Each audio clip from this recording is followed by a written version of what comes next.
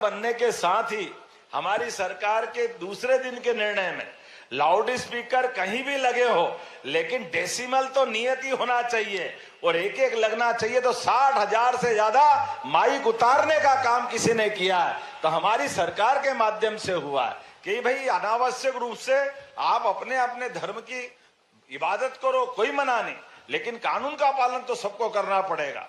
अपने राज्य के अंदर खुले में मांस बेचना और जिस प्रकार से फूड सेफ्टी नियम है, उस फूड सेफ्टी नियम का पालन करना हम सबके लिए आवश्यक है।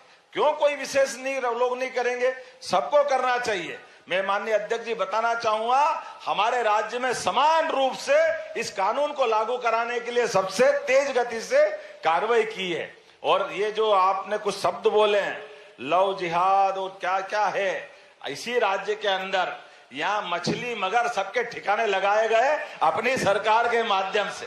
बड़ी बड़ी हवेलियों के बड़े बड़े लोगों के लिए कानून सबके लिए बराबर है। जब ये अभी अलग अलग विषय आए, मैं दोहराऊंगा तो नहीं, लेकिन ये निश्चित रूप से माननीय प्रधानमंत्री जी को धन्यवाद देना पड़ेगा।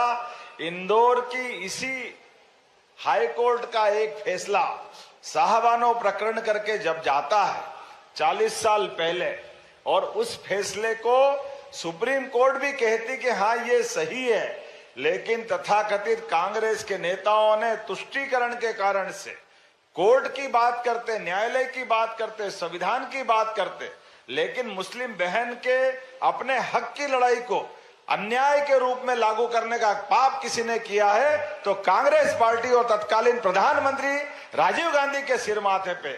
और हमें इस बात का गर्व है, ये दौर तो वाकई 21 शताब्दी का दौर चल रहा है। एक एक करके कितने प्रकार से निर्णय आ रहे हैं। 40 साल पुराना वो कलंक भी धोने का काम अगर उसी पार्लियामेंट ने किया है, और उसी के साथ साथ वो हमारा भगवान श्री राम का धाम और वो सरयू का किनारा, कितनी बार हम सबको गालियां देते थे, क्या क्या नहीं बोलते थे। अरे ये राम के नाम पे दंगे कराएंगे, देश में ये हो जाएगा, वो हो जाएगा।